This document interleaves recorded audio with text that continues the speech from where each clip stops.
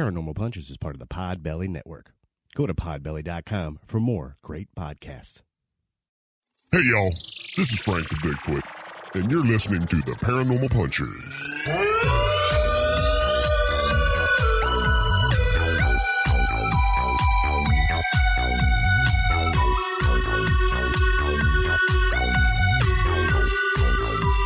Hey, friends. Welcome to Paranormal Punchers. I'm Mark. I'm Alicia. I'm Nash. I'm Dave. And on this adventure, we're going all the way up to New York State to talk about the Abair Road Incident.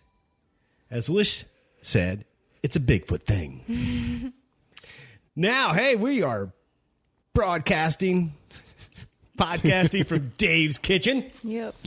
Which sounds like a restaurant, but it's not. It's literally Dave's Kitchen. Because Lish and I are in the middle of our move. Yep. Got everything in, but it's a giant mess. So rather than have the boys over, we came down here. Yeah.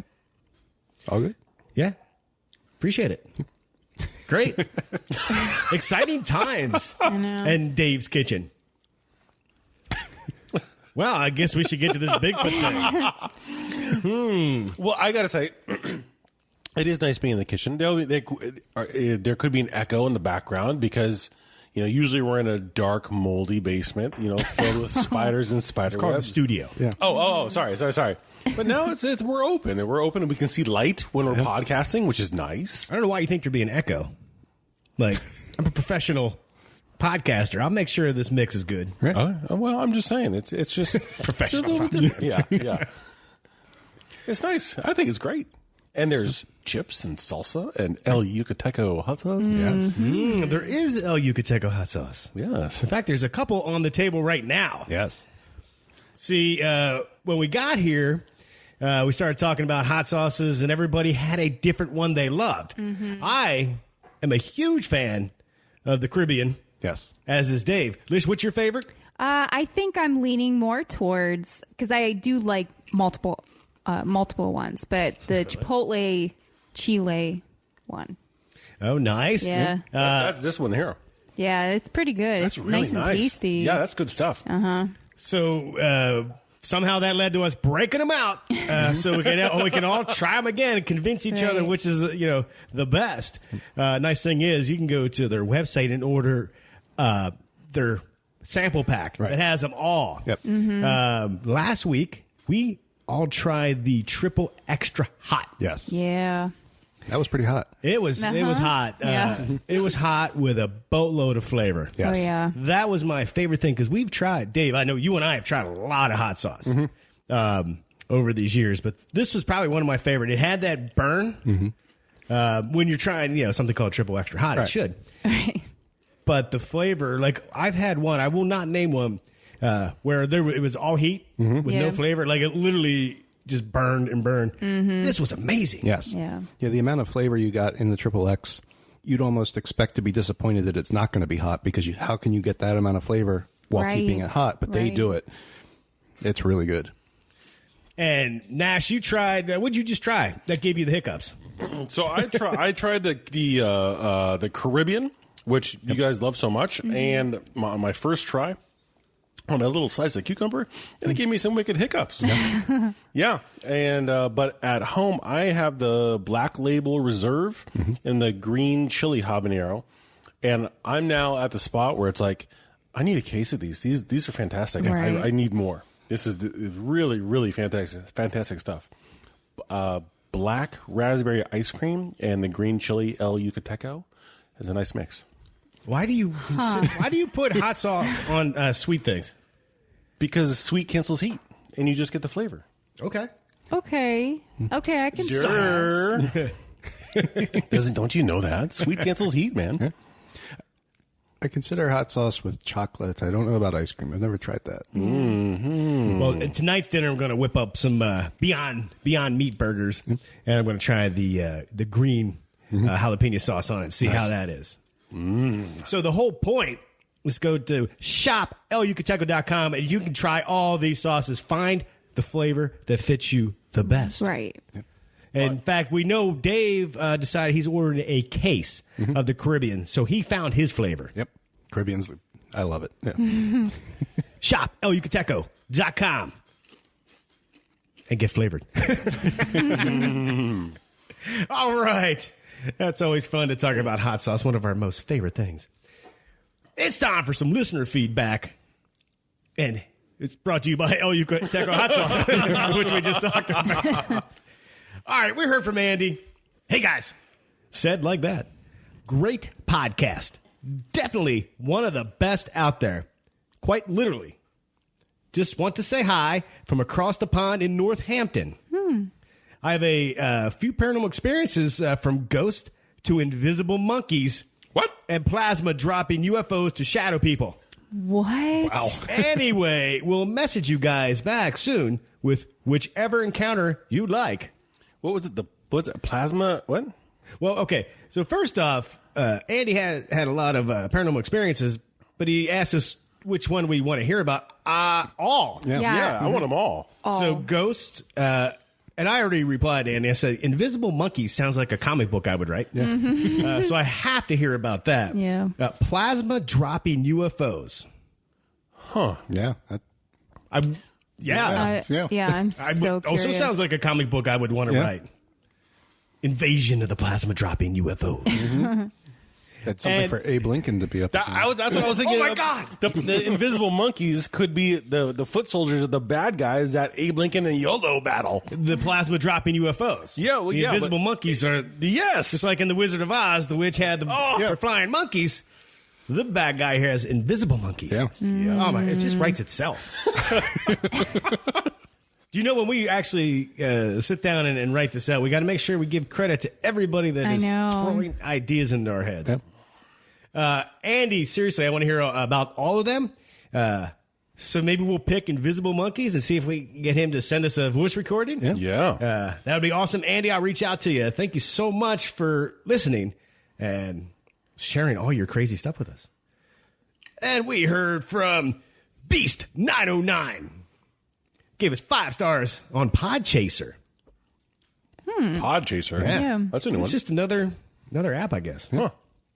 Paranormal Punchers is everything a paranormal podcast should be. From paranormal encounters and factual information to humor and real discussions, this show has got it. There is something for everyone interested in the paranormal, strange, and unexplained. Thank you, guys, and keep it up. Well, thank you, Beast 909. Yeah, thanks. And thank you for the kind factual word. That's really great. Well, Cajun Tech would disagree with the fact. Yeah, exactly. So thank you. We heard from Steve R. Hello, Paranormal Punchers. My name is Steve R. And I really enjoy listening to your podcast. It's one of my favorite things to listen to on my downtime. I'm not really sure where to write one of those 5-star reviews that you read on the show, but provide me with a link and I'll definitely leave you a 5-star and a message for the show. Also, in the last episode you aired, episode 93, you were talking about voiceovers for your fiction works. I wanted to offer my voice talents to you free of charge. Oh, you see, I always wanted to become a voiceover actor, but have no idea where to begin. An opportunity to get my voice out there would be awesome and very much appreciated. Anywho, I'll see if I find a place to write that 5-star review. And I used to listen to you guys. Wait, I read that wrong. Mm-hmm. But it doesn't matter. Be well. Take care. Hope to hear from you guys soon. And an early congrats on your 100th episode. Oh. I'll definitely be listening to it. Thank you. Yeah, thanks. Well, Steve R., Apple, you can go there. Stitcher. Yep. A few of them don't have the ability like, I don't know if you can do it on iHeart.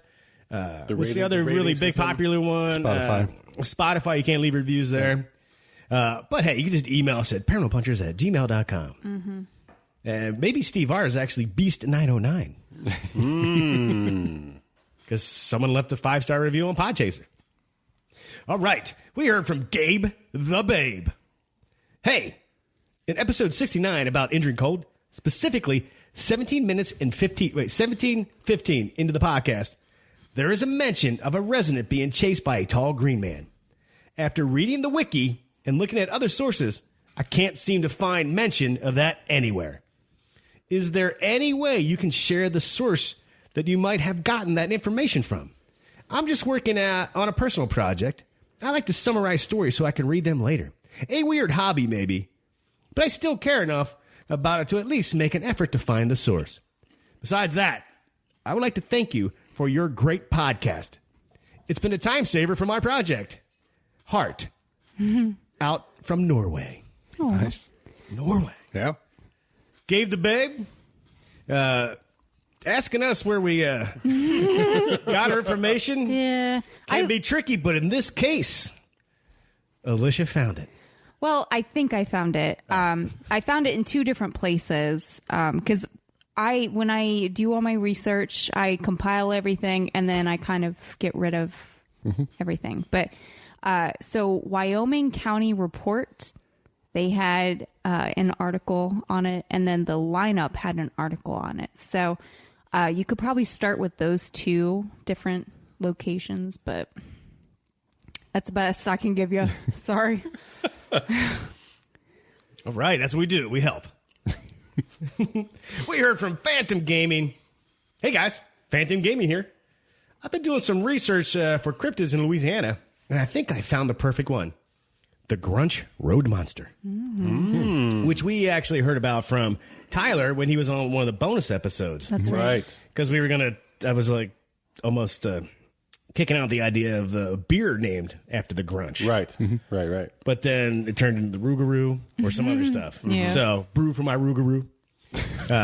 Yeah, but we have not researched that yet. So, Phantom Gaming, maybe we'll put that on the list. You know, that list is takes a year to get to it. Oh, yeah. P.S. Here's a tidbit of why I'm called Phantom Gaming. It was sometime last year when I found your podcast. I had already been thinking of making a YouTube channel. I've been trying to figure out what to name it. I was already a fan of the paranormal scene. I kept listening and heard a mention of phantoms. And since it's a Minecraft channel and vlog, I decided to be known as Phantom Gaming. PPS. Don't come to Texas in the summer. It's too hot. Yeah, I imagine. But there's a lot of really good food in Texas. Yeah. So really the winter months and the fall and the spring, I guess. There's a lot of really good food there. Okay. You know, we talked about moving there. Still on our list. We're one step closer. Yep. But yeah, that heat could be. It's pretty warm. Because right now with the heat wave going on in Pennsylvania, it's just kind of like, wow, maybe we should move to Norway. Right. Yeah. Hey, Yeah. it's probably nice and cool there, right? Should be, yeah. It sounds like it anyway. Yeah, but it's wicked hot up here. We heard from Birdie Cuda. Hey, Pea Punchers. I think I had a doppelganger experience on Monday. I was on my way to the gym when I saw a guy that goes to the same gym walking the neighborhood. As I was making my way to the weight room, the same guy came around the corner. Hold on, there's a two-part Twitter. I know I couldn't have mistaken him because he was pretty unique. He had a pretty unique look and always has sunglasses on. I asked him today if he had a twin brother, and he said he didn't. I told him what I saw, and he was stunned.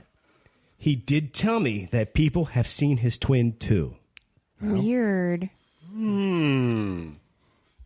That just makes me think that they saved his code and they're just kicking out. What's his name? Birdie Cuda? They're kicking out Birdie Cudas left and right. Well, no, it wasn't Birdie Cuda's doppelganger. Whose doppelganger was it for? The guy he saw on the street, and when he went to his gym, that dude was there. Right. Oh, so maybe... So it's the guy that goes to the gym who wears sunglasses all the time. Oh. Which is like a dead giveaway to a doppelganger. Like an Agent Smith situation. You know, there's a bunch of them. That'd be freaky, for sure. Yeah. And we heard from Chad. He said, I agree with Nash about having an Ozark Howler as a pet. Yeah. Because no one would ever break into your house. And I would name him Jack. That's awesome. That's great. He didn't finish the email. He didn't finish what he said there. Hashtag putting skin for the win. That's what I'm talking about, baby. Right there. Maybe I was waiting for you to stop talking, then I would have. An Ozark Howler. I mean, you just got to go buy a whole cow, keep him in the freezer outside, and then you just feed him little bits of it from time to time, a leg for whatever. You know, you would have to make sure you keep it full. Yeah. Because the minute it feels hungry, you're the meal. Yeah, you're the meal. But it'd be a great pet. You know, I disagree. Well, there's some logistics in there, like if he sheds during the summer. You know he sheds. You know, the amount of animal hair. The liability insurance. The liability insurance, well, actually would be not a problem because the insurance companies only notate certain breeds of dogs. Right. Not an Ozark Howler. So you'd be fine on that. Yeah. And after the first incident, I'm pretty sure they're going to amend the contract. Right. Yeah, but the shedding, like we moved the TV stand. Yeah. And when we picked it up, there was because my dog's a German Shepherd, the hairball under that stand was the bad. size of a large rabbit, and it looked like it could at any moment get up and start running away. So I feel like the Ozark Howler would just be intolerable. Yeah. Unless, well, I mean, because the Ozark Howler was a cat, though, wasn't it? Wasn't it like a feline? But it was all reports of it being kind of half dog, half. Yeah. I'm just thinking, because if it had like cat genetics, you'd get some fur, but it would pork up its own. All right, so if you're going with the pukes. Ozark Howler cat, then people come to your house for a party, but the living room is the litter box. Something that size would need a giant litter box. So Hence, you would never have dinner parties. There is some logistics involved, and now you'd have to figure out. But they need love too, Mark. They need love too. Not to take us a step backwards, but or more on track. The looking up the weather in Norway for the next 7 days, the absolute high is 75 degrees. How Fahrenheit. lovely. That sounds wonderful. Yeah, I know. But what's the low in the winter? I don't care. Just right cold. now during this heat wave. Yeah. It's a little chilly. The metal scene's tight over there. Yeah, Wow. Let's go. yeah. All right. We heard from Finchy Fly. First real day of work. Congratulations, by the way. Yep. Congratulations. Officially caught up on the episodes of Pea Punches. Officially caught up to the episode of Pea Punches where I get my mentioned. Wow. You know, Jeff, you deserve better than that. Let me try again. We heard from Finchy Fly. First real day of work. Shut up, Nash. Officially caught up to the episode of Pea Punchers where I get mentioned with my Apple review. All around, great day. Hey, I hope the job's going well. Yeah. Thank you for listening to the show. Greatly appreciate that. I'm sorry I butchered your twit. What? Wow. What did you say? I don't think I should say that again. Come on, just one more time. No. All right. Let's see. We have a few more here. I'm going to save one from Ben for our listener stories. It's quite fun. We heard from Rodney. Hey, guys. I played D&D since 1983 and still do. My last Game Master GM. We go by DM. We don't care about trademarks. Used the books more as a guideline than the actual rules and allowed us to create our own spells, as long as they were somewhat reasonable. Here's an idea for your next game night for the PCs, NPCs, or the bad guys. So the spell is called Pudding Skin. Ooh. I like It's a it. conjuration, level 3, casting time 1 action, range 60 feet, duration 1 minute. Pudding Skin covers the ground in a 10-foot square centered on a point within range. When in the Pudding Skin, each creature standing in its area must succeed on an intelligence saving throw or start eating the pudding skin and become distracted. Oh, that's awesome. A creature that enters the area or ends its turn there must also succeed on an intelligence saving throw or start eating the pudding skin and become distracted. So, should we introduce that spell in our next game? Definitely. Yes. I feel like Nash would just keep casting it on himself. Yeah. I'd be like, well, if you have to eat it, does it regain health? Well, that's what I was thinking. You kind of need to have, like, if you start to eat it, you need a Constitution saving throw, or take necrotic, Yeah. or Oh, yeah. So it could have a what kind of negative side damage? if you lose. Yeah. I like it. Pudding skin. Did it say the how big of the thing it created? 10 foot. It was a 10-foot by 10-foot square. I thought it was a circle centered on a point. Oh, that's a lot of pudding skin. See who paid attention? I wonder if you could take some ham in there and roll it up and make it a little like a burrito. Pudding? You're going to and roll ham? a burrito with pudding, ham, pudding and ham Why not? and a tortilla. No. The pudding skin is the tortilla. Is the tortilla? Oh, my and God. then, what? Some black raspberry ice cream. And hot sauce? And some El Yucateco hot sauce. God.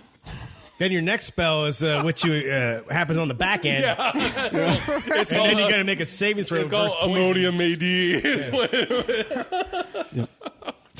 Your face will get, if you miss the saving throw, you get melted. Followed by a saving throw of Pepto-Bismol. The way you read that, at first I thought he was saying he's been playing D&D since 1983. And I'm just thinking with our group, that would mean that we would have gotten through 5 or 6 rooms. That's right. Yeah. Same campaign since 1983. Yep. Worst group ever. We try. Yeah. We try. Yeah. I think we've got a light at the end of the tunnel coming up here. For the Icewind Dale. Yeah. It's going to be good. I think we're going to. Very excited for that. Yeah. So am I. Yeah, I'm excited. You know what else I'm excited about? Hearing about Bigfoot. So without further ado, we should jump into the main topic. Probably why half of you clicked on this podcast is to hear about the Abair Road Incident. Yep. The other half, hey, what's up? All right, Lish, you're already giving me the eye roll. No. So take it away, dear. All right. So the Abair Road Incident is something that occurred up in Whitehall, New York on August 24th, 1976. Now, what I want to do is give you guys kind of like a background history of that area, and then I'll move into the encounter. Okay? Sure.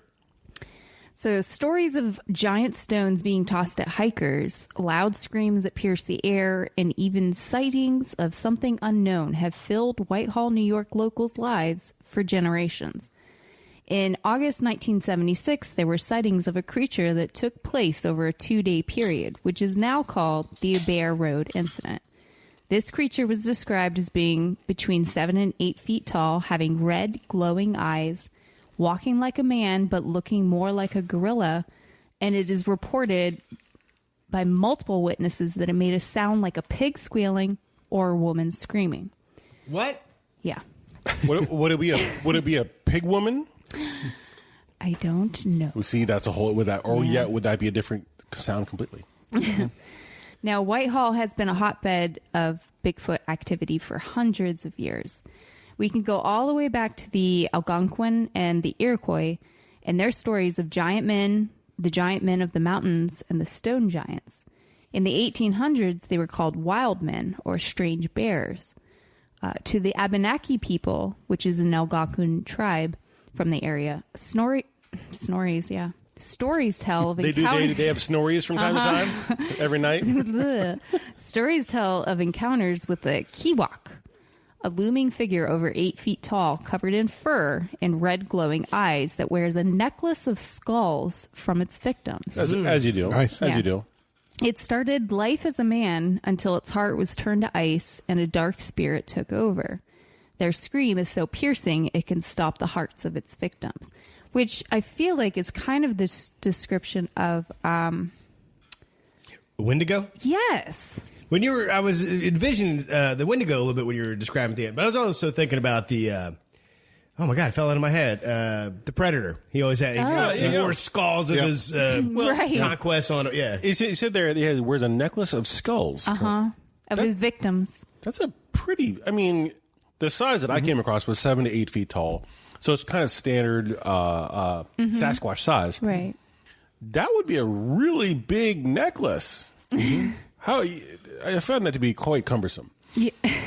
Well, I mean, why don't you three go skulls have a would be discussion fine. with him? Yeah. Yeah, I don't think it's a. They don't weigh a lot. It's not like Yeah. It's. Not, I don't think it's a necklace just made of skulls. It's like a necklace that has 3, 4. Oh, so like a pendant that is a skull Yeah, yeah. instead of a bunch of little skulls around like a full necklace. Molaram in Temple of Doom, I think he had one. Oh, I see what you're saying. Okay, all right. I think that's a really big cumbersome necklace, and you wouldn't be able to Not for Bigfoot. Well, yeah, but you would hear them coming because all the skulls would be clacking together. They'd be like, "What is that?" Actually, that's an interesting point. Right, that's a lot of sound. You would hear that from coming like a train coming at you. Clickety clackety, like Angelina Jolie walking. Clickety clackety, because she's all bone. What? Wow, did you how long did you work on that joke? I just had to work that one in. It was just it was right there. Okay. This podcast in no way condones making fun of Angelina Jolie. No. Well, she could use a little meat on her bones. She's really, really skinny. I haven't seen her in anything lately. So Nor have I. don't know. But if you're listening, Angelina, we love you too. Yeah, that's right. Okay. Guys. We're terribly sorry. I know. Samuel Day Champlain, a famous explorer of the New World, reportedly documented Sasquatch sightings as early as 1603. And by many, his reports are considered the earliest documented sightings of Sasquatch in the North Country, which I think Samuel Day Champlain has something to do with the fact that Lake Champlain is called that. Yes. Because it's all up in that area. Is Anyway. that where Chompy's from? Not Chompy. No. Champy? Champ? Yes. Okay. And I will get to that at some point, but Sorry, jumping the gun. that's okay. There are also several reports of a similar creature dated in the 1700s, including those from famous American Revolution soldier Robert Rogers.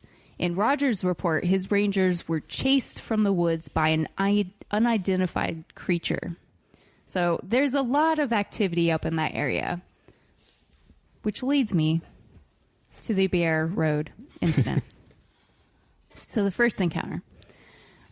Teenagers Martin Paddock, Paul Goslin, and Bart Kenny were driving in a truck on Abair Road, or they were in a field. I found a couple different things. So basically, they were up on Abair Road. Isn't Paul Goslin from Saved by the Bell? Mark Paul No. Gossler. Oh, completely wrong. Okay. Yeah. Anyway. I was thinking of somebody else named Gosling. John Gosling. Yeah, John Gosling with John the and Kate 8 plus kids. 8. Oh no, then I was thinking of somebody completely different. An actor. Oh, funny story about John Gosling. Yeah, I can't. It was another Gosling. Long time ago when Kate, what is it, John and Kate plus 8, when that was a popular thing. Yep. Alicia and I went to the trap, I don't know if it was just Trap Gun Shop at the time or was it like fishing and their title was different. And there was John Gosling looking at a automatic weapon and Alicia and I were like, this is surreal. Yeah. Sorry. Well, it was also around the time that him and Kate were having problems and like they were divorcing. And So he we was were like, looking at oh, automatic weapons? Yes. Yeah. I was thinking about Ryan Gosling. No. I assume you think about him all the time. He is pretty dreamy. He is pretty dreamy. Yeah, yeah. Anyway. And he can drive really well. He's a little stone faced sometimes. You humor it up a little bit, but you know. Just What, saying. you want to talk about Stoneface? Yeah, I know. That look that Alicia's giving you right now? That's not stone. That's ice. Wow. And daggers. Okay. So anyway, they were on Abair Road just outside of town when they saw a large human form standing on the side of the road. After turning around in an attempt to get a better look, they heard loud squealing and screaming beginning. The figure began running towards them, and Gosling urged the driver to, quote, get the hell out of here, quote, end quote. Sorry. Paddock did so, burning a measured 57 feet of rubber in the process. So they squealed out of there. They went to the police. He burned rubber for 57 feet? Apparently. When was this? This was It's in like the slowest getaway, though, because your car, you're not really... I know. You got This is smoke in- coming out the back. And This is in 1975, Yeah. right? So what kind of car could have done that in 1975? it was 1975. Well, yeah, there was not a lot of power steering. Was he? He could have been a Mustang. It would have had to been a pretty souped up. Well, he was in a cop car, right? No. No, this was before that. This Do is you before even the listen? car. This was the to what she original says? sighting. This was the sighting. The 3 kids first. Well, yeah, I'm just thinking about the car itself. Would have to be a pretty tricked out muscle car to be able to do that. It could have been like a 69 Chevy Camaro. They did not write down what the car make and model is. Because that's a so lot of peeling I have out no for clue. 50 some odd feet. That's 20 yards. Anyway. They went to the police to report the incident only to be met with skepticism. Now, one of the boys, they said, it was no bear. I know that. A bear doesn't walk like that. And Gosling stated that it scared me. It scared me a lot. What really attracted me was the eyes on it. Big red eyes. It had thick, short, brown, coarse hair on the head. and on the head it was longer.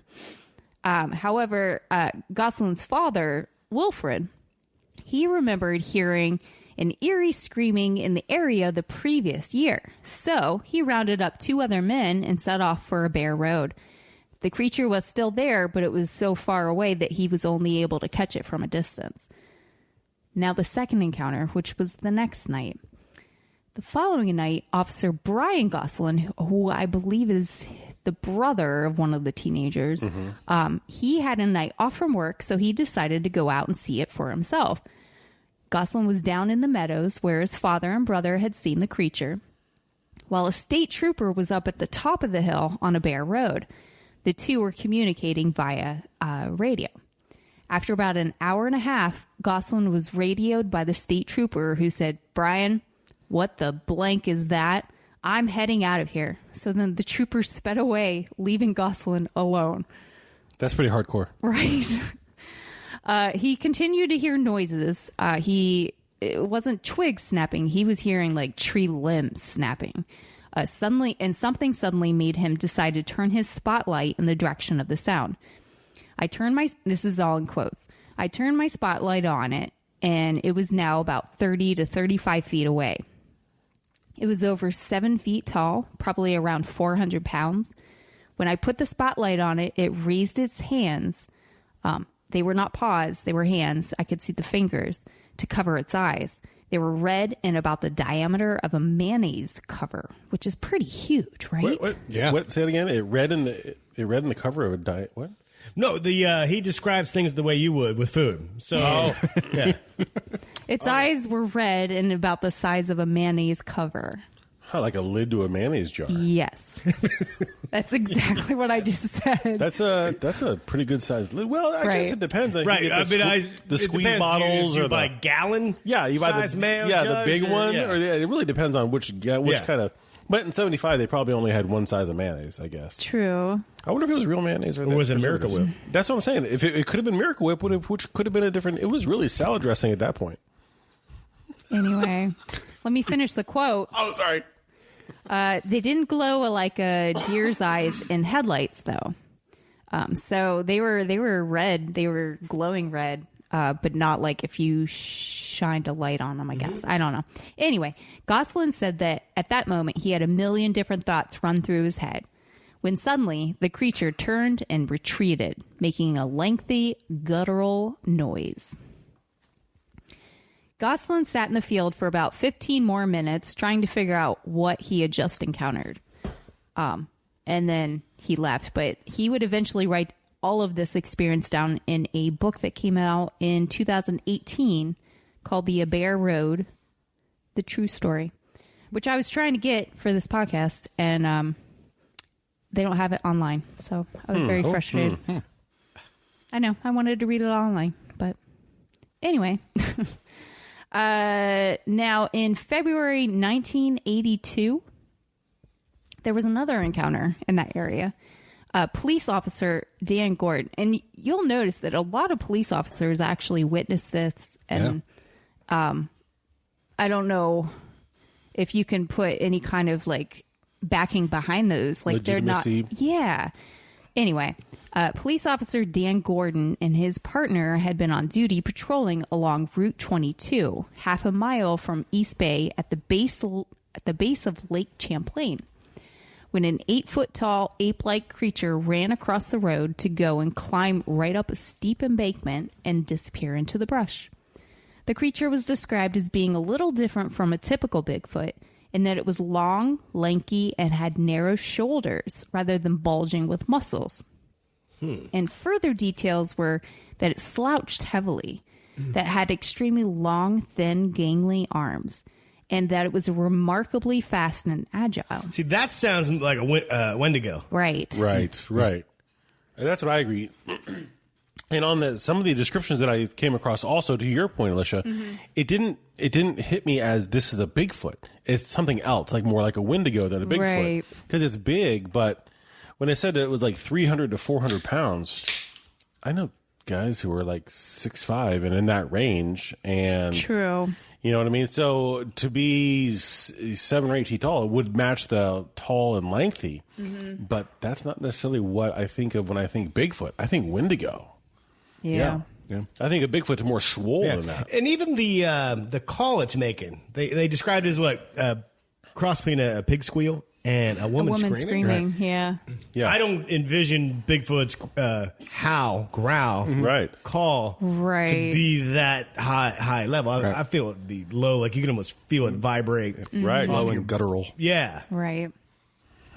So Gordon allegedly got out of the car to try and pursue the creature as the other officer sat frozen and terrified in the car. But the beast was already long gone. The two would keep their experience to themselves for years, only going public with it in 2003, after which Gordon was interviewed about it extensively. Gordon was described as an incredibly honest and trustworthy man and insisted on the veracity of what he saw right up until his death in 2014. He also he took and passed a lie detector test about this whole thing. So that just gives us a little bit extra, validity.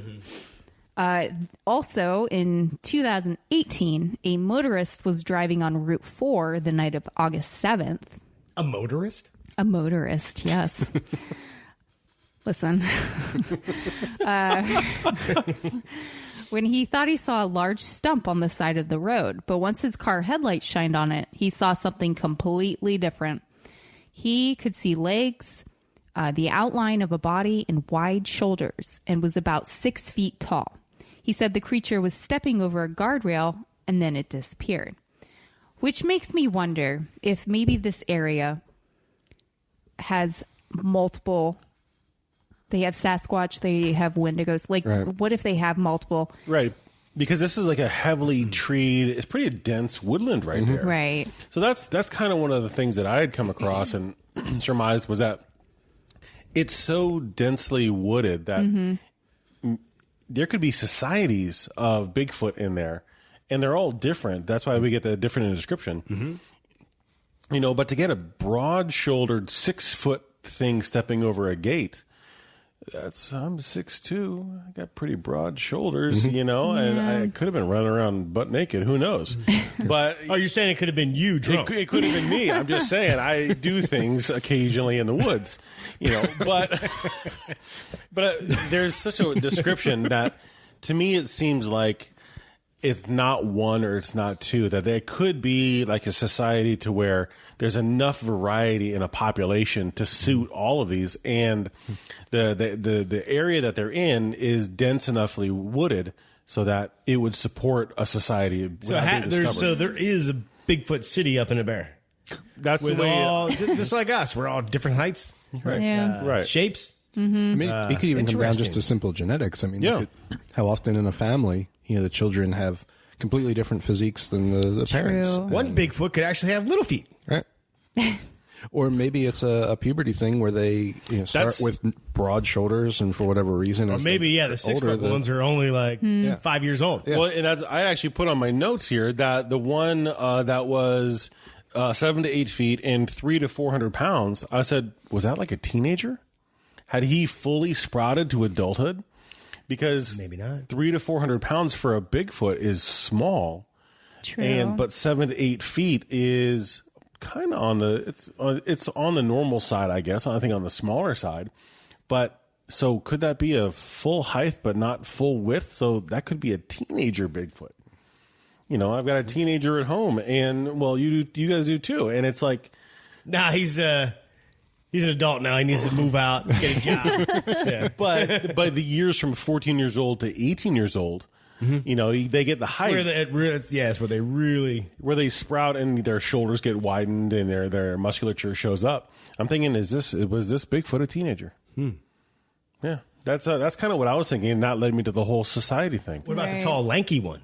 Well, it could be. It could just be another one that was just... He was just tall and lanky. Could they have been Wendigos the whole time? And they could be. Yeah.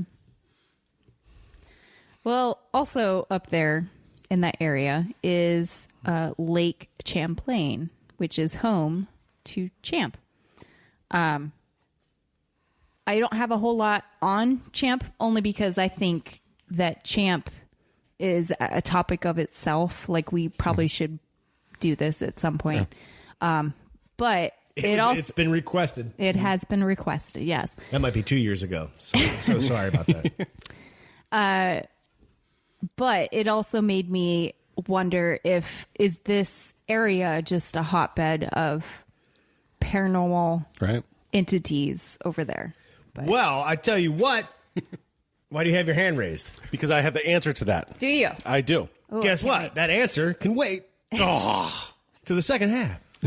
Why don't we take a break? We'll come back with some more theories. We got email from Ben with some crazy ideas for our comic books, and probably all kinds of crazy things that will annoy Alicia. So can't wait. We'll be right back.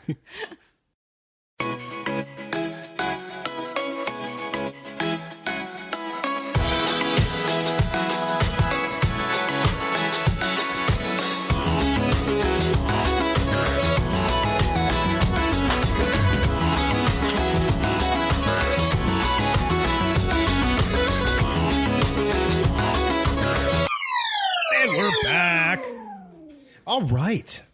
So, more about the Abair Road Incident. Mish? Now, Nash, you said you had like a theory as far as like why there's so many paranormal things out there. Well, no, you had said something about, like, I do have that too. Okay. But one of the things that I came across, to your point earlier, Alicia, was that Whitehall, New York is considered the Bigfoot sightings capital of the world. Ooh. Because there are so many sightings. So that kind of backs the notion of there being a society there, that it happens frequently. And when I was reading these articles, it was weird because some of the articles I was reading, they were like, an investigator told the police or told the Post or the New York Post, they saw a Bigfoot. But, you know, that's a pretty common affair, so moving on, and kind of dismiss it as just standard stuff. Right. I'm thinking, wait a minute, how many sightings are we seeing on, you know, how often does this happen in Whitehall? Because it's got to be a ton. I mean, I just chose like a few to talk about, but I feel like it happens on a regular basis. Literally on a regular basis. Yeah. I think it happens more than we can even touch on. I did want to bring up also that in August 1976, in the same area, multiple UFOs were reported, including the sighting of a large object accompanied by two smaller red ones at Scott Lake, which is near Whitehall, by some 15 people. So I really do think this area, it's just a hotbed. It's a hotbed, yeah. It really is. It really is. And one of the things I came across also, it's funny you mentioned, was it the lake right there? That Whitehall was named the birthplace of the U.S. Navy during the War of 1812. I did come across that, yeah. Yeah, so, I mean, so now we have links from UFOs, extraterrestrials, to the U.S. Navy in Whitehall, around the lake, and a large population of Bigfoot or Wendigo or... There's just craziness happening in this area. And also, I would even venture to say, the Abair Road itself, the stretch of road where this happened, is currently for sale. Oh, yeah. Interesting. So you can look it up. If you just do the Abair Road, and you can go to Realtor.com.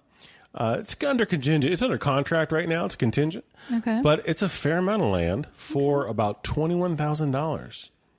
That's not... Would you buy a storied road like this for $21,000? How many acres? It's big. It's a lot of... Just for $21,000? $21,000. Interesting. It seems like a trap. Yeah, it does. Like It's a trap. It seems so what wicked don't we cheap, know? but yeah, you buy it, you build a house on it, you're like, oh crap. Yeah. Now, would you? So, if you bought it for $21,000, which is very tempting, oh my gosh, and then would you rename it? No. Why not? It's got history. Yeah. But you could name it. You could put your name on it, and then throughout history, it would be named the Reptilian Overlord Dave Road. or Formerly Abair Road. formerly known as Abair Road. That's a longer the title. community as a whole would hate you. Yeah. Like when you came into town to get some groceries or drop at the local pub for a beer, they would just be talking about you behind your back. Yeah. Oh. Yeah, but you would be known throughout history. You know for a fact you put your stamp in history. No, it would be an asterisk in history. Footnote. It's called the Abair Road asterisk. Some guy tried to name it the Reptilian Overlord Drive, Which is a great name for a road. Oh, boy. So let me give you just some fun facts about Whitehall. In 2018, Whitehall named Bigfoot as their official animal. Nice. And then a resolution also names that the last Saturday of September is Sasquatch Appreciation Day. Oh.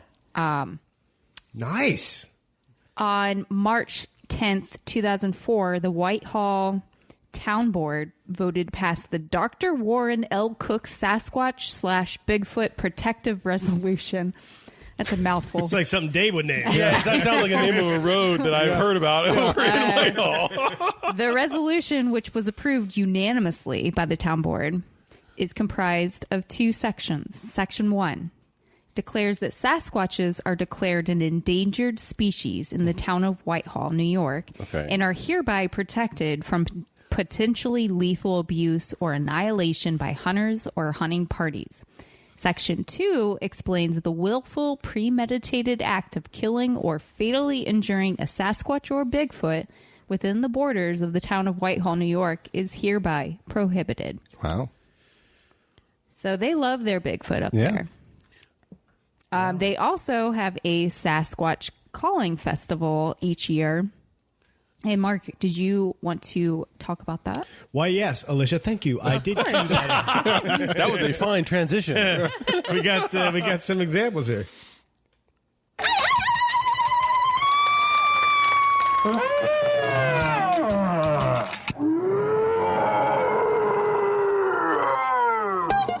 Wow, he's impressive. That's a pretty.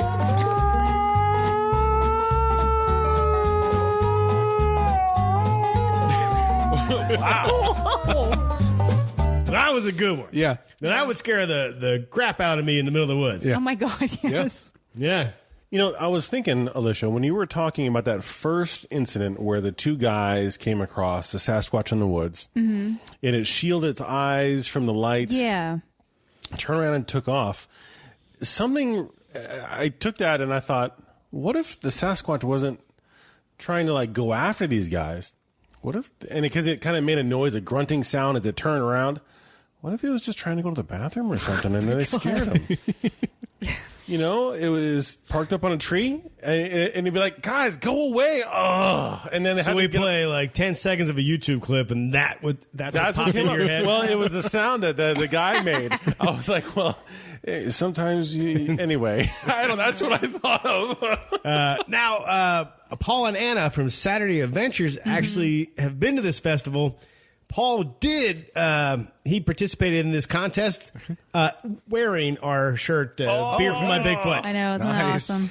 Yeah, I never asked him if he placed, third, second, first. I don't know, but I imagine wearing that shirt, he should have at least took an honorable mention. Oh, yeah. I think I need to make that again. That was a good beer. Let's make that beer. Yeah, I think we should make that again. Yeah. Let's see. We wanted to go up there. Yes. For our anniversary, because fun fact, our honeymoon was at Lake George in New York, which is like an hour from Abair. I know. And I don't think we realized that when we were there. It wasn't until a couple years later we were like, oh my God, we were so close. Yep. Yeah, we stayed at the Sagamore on Lake George and didn't realize an hour drive we could be at Abair and hang out. But someday maybe we'll get back there. I did want to mention that the what is the name of that? Small Town Monsters. They did Beast of Whitehall. Small Town Monsters. Okay. Small Town Monsters sounds like a great comic book. Okay. Anyway, they did a one of their movies about the Beast of Whitehall. So there's some other stuff that you can check out. as well if you're curious about more. All right. That's the Abair Road Incident. Yeah. Nash, what are you doing? Oh. That's great podcasting. At least, hey, thank you for not. You asked me. Thank you for not chewing into the microphone. Yeah. That's I really appreciate that. The audience appreciates it. Yeah, and what were you trying? Hot sauce on the cucumber. Yeah, I was doing the hot sauce on the cucumber. The Caribbean. I put on a fair amount because it's good. Nice. All right. Hey, any final thoughts? I think that would be a fun trip to go up there to Whitehall. I agree. I think so too. You know, and Would you do the call? Could you do a call right now for us? Oh, really? Yeah. No, seriously. You just had some hot sauce and a cucumber. Everybody, start thinking because I'm going to ask everybody to do it. oh God. That's right. So I'm going to do like a guttural. It's going to be like. So I got to envision Don't pull myself. the mic out, so maybe back off. Yeah. So I'm going to thinking of myself being interrupted while I'm using the restroom and grunting. Okay. Okay. Ready? Okay. How about that? Okay. That was your Bigfoot growl? As he's getting off the bathroom because he was interrupted by people driving. Well, up. I do feel like you were a little upset that somebody interrupted that. Right. Okay. Yeah. Okay. Dave, what about yours? Yeah, I don't do voices. I don't do sounds. You're not even going to try? No. Not even going to try? Come on. Dave. No. Dave. No. Dave. No. Dave. I don't give in the peer pressure either. Alyssa, you going to try? Probably not because I don't think I can get as deep as you guys. Well, it's not But they're talking about Bigfoot sounds like higher pitched. Yeah, in some of these like a instances. screaming woman almost. You don't want me to scream. Well, No, I don't want you to scream. Yeah. So no. Fine. All right. I will. Come try. on, Mark.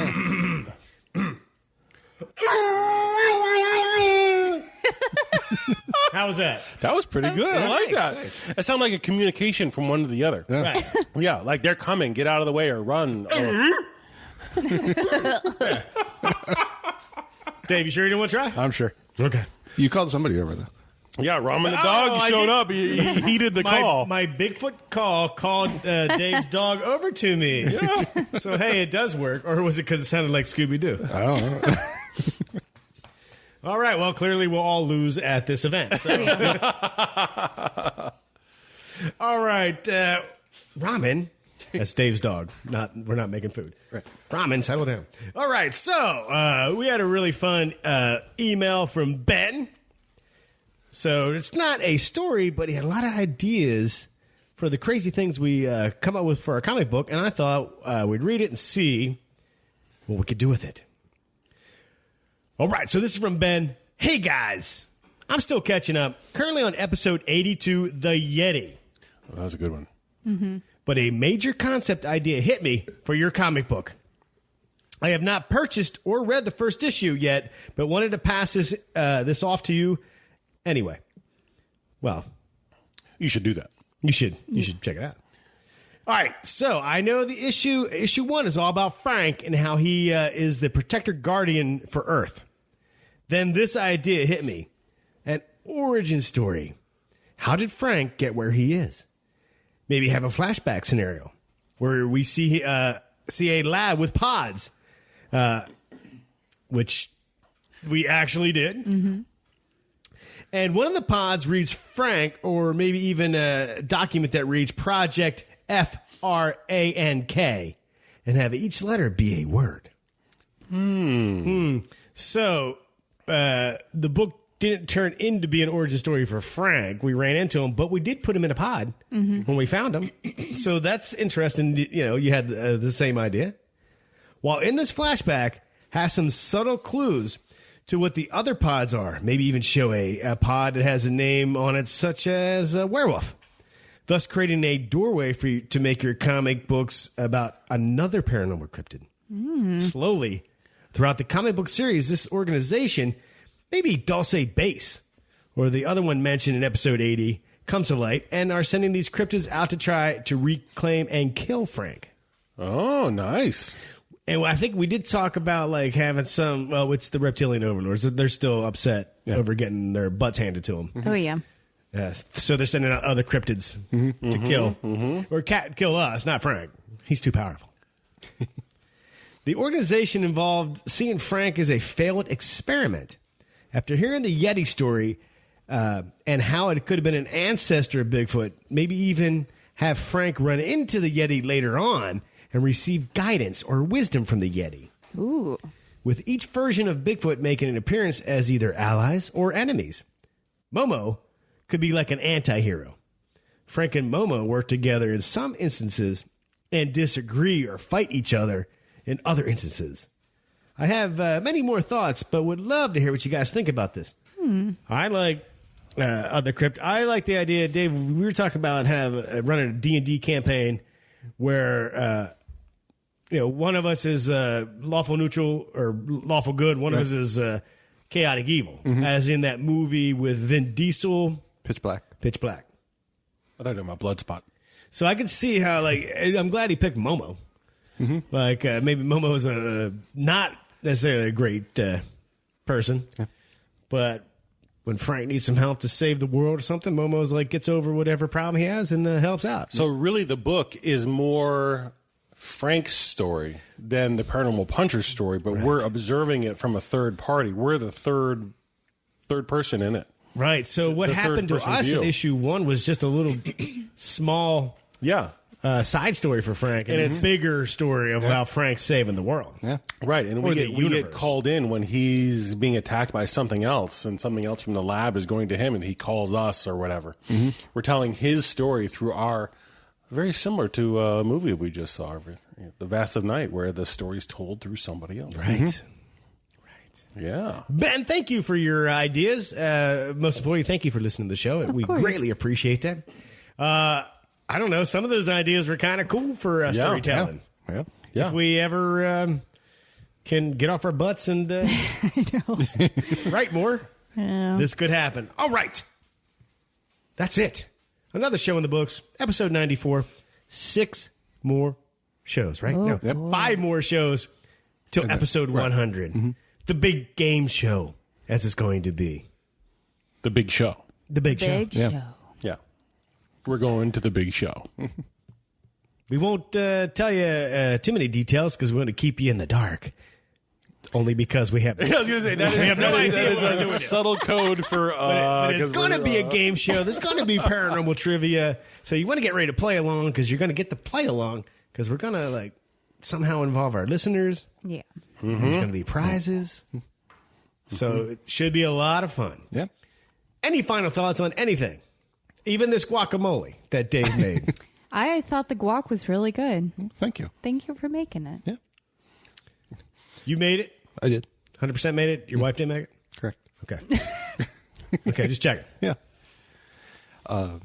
No, one thought I did have with everything that Whitehall does for acknowledging and supporting and everything that Bigfoot was kind of interesting because a lot of people are afraid of Bigfoot, big feet, Bigfoots, and whatever. Yeah, Is it Sasquatch or whatever it is? So to me, it's as though they already do have a deep connection with the society of whatever it is that lives there. That they know these are peaceful beings that are not going to attack them, and therefore they don't want hunters to go out and get them and things like that. It's a different what's the word? Different relationship, that they have, different sense of view. Yeah, and where in other areas it seems as though there isn't a connection between the local society or local government and everything, and so everybody's out to kill them, thinking they're vicious or evil or whatever. There could be another explanation to this. It just dawned on me. Because the people understand that they need the Bigfoot, and they're there to help. But there's also a lot of UFO sightings in the area, and we all know that the Bigfoots were brought to the earth as sanitation engineers to clean up the mess from the UFOs. So the people are like, "Yo, there's something like smoldering green, like fluorescent light over there. Just leave it. One of the Bigfoots will get it because that's what they do." All right. Saying, that's they're there to help, and they understand that. If they had like the neon orange jackets, that would be helpful too. I'm just saying it would be they're there to help clean up the mess. Thank you, Bigfoot. I'm not even going to comment. No. But that would also be an explanation, a further explanation. They know that they're needed. Who wants to pick up radioactive material? My gosh, nobody wants to do that. Is there a lot of radioactive material up in Abair, New York? Well, there's a lot of UFOs flying around. They got to dump somewhere. You think they're dumping? Every RV has a... The UFOs using our Earth as a dumping ground for their nuclear waste? That's why the Sasquatch are here to help clean it up. But if they're using Earth as a dumping ground, why would they also send down the Sasquatch to clean it up? You think they'd be like, who cares? The story at the beginning, the invisible monkeys, but what was it? The plasma dropping UFO. Yeah. I'm telling you, the Sasquatch are here because they understand that it's like a Flying J truck stop for aliens coming through. People, they come down, they stop, and so one race was like, let's put something there to help clean it up because the indigenous population, they'd appreciate that. Okay, Billy Madison, thank you for that. Just saying. Everybody on this podcast. If you made it this far, you're awesome. Yeah. And thank you so much. I have nothing else to say. Yeah. Someday we should go up to Abair, New York. I want to go to that festival and yell into a mic with a bunch of other people who are doing the same thing. Hey, you and I can. Dave and Alicia are too afraid to do it. Yep. I'll take pictures for Yep. you. Oh, okay, that's perfect. Okay. Yeah. I'll Dave, so film what are you going to do? Sit in the stand and drink beer. That's actually kind of a better idea. Yeah, that's actually a pretty good plan, too. Well, that said, if it's not weird, It's not worth checking out.